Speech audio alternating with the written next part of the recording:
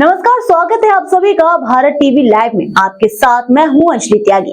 आइए खबरों की शुरुआत करते हैं। प्रधानमंत्री नरेंद्र मोदी ने भारत फ्रांस सीईओ मंच पर संबोधित किया।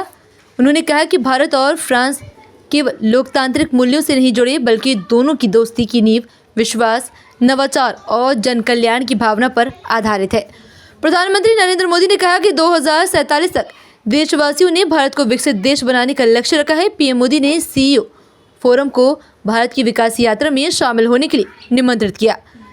पीएम ने कहा कि जब फ्रांस की टेक्नोलॉजी और भारत का टैलेंट मिलेगा तो सिर्फ व्यापारिक परिदृश्य पर ही नहीं बल्कि वैश्विक बदलाव होंगे।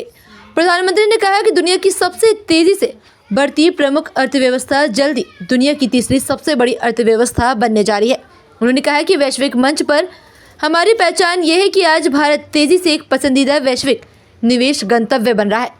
उन्होंने देश में उठाए जा रहे सुधारात्मक कदमों का जिक्र करते हुए कहा कि निवेश के लिए यही समय सबसे सही समय है। आज भारत डाइवर्सिफिकेशन और डी रिस्किंग का सबसे बड़ा केंद्र बनता जा रहा है। कुछ दिन पहले हमारे बजट में न्यू जनरेशन रिफॉर्म्स अंकित किए गए हैं। ईज ऑफ डूइंग बिजनेस के लिए नए कदम उठाए हैं। पिछले कुछ वर्षों में हमने 40,000 से अधिक कंप्लायंसेस को रेशनलाइज किया है। ट्रस्ट बेस्ड इकोनॉमिक गवर्नेंस को आगे बढ़ाने के लिए एक high level committee for regulatory reforms गठित की है। कस्टम रेट स्ट्रक्चर को रेशनलाइज किया है। अंतर्राष्ट्रीय व्यापार को आसान करने के लिए डिजिटल पब्लिक इंफ्रास्ट्रक्चर की मदद से भारत ट्रेड नेट की शुरुआत की जा रही है। ईज ऑफ लिविंग की दिशा में नया सिंप्लीफाइड इनकम टैक्स कोड हम ले आ रहे हैं।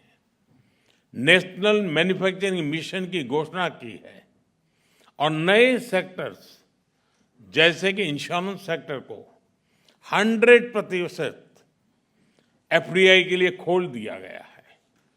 इन सब इनिशिएटिव्स को आप जरूर ध्यान से स्टडी करें। मैं आप सबको कहता हूं कि भारत में आने का यही समय है, सही समय है। भारत के 1.4 बिलियन लोगों ने 2047 तक विकसित भारत का संकल्प लिया है।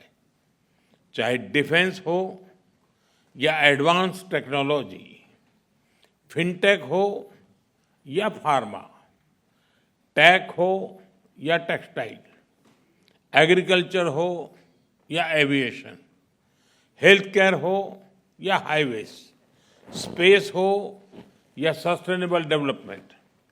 आप सभी साथियों के लिए इन सभी क्षेत्रों में इन्वेस्टमेंट्स और कोलैबोरेशंस की अनेक संभावनाएं हैं। मैं आप सभी को भारत की विकास यात्रा से जुड़ने के लिए आमंत्रित करता हूं। जब फ्रांस की फिनेस और भारत का स्केल मिलेगा, जब भारत का पेस और फ्रांस का प्रिसिजन मिलेगा, जब फ्रांस की टेक्नोलॉजी और भारत का टैलेंट मिलेगा, तो सिर्फ बिजनेस लैंडस्केप ही नहीं, ग्लोबल ट्रांसफॉर्मेशन होगा।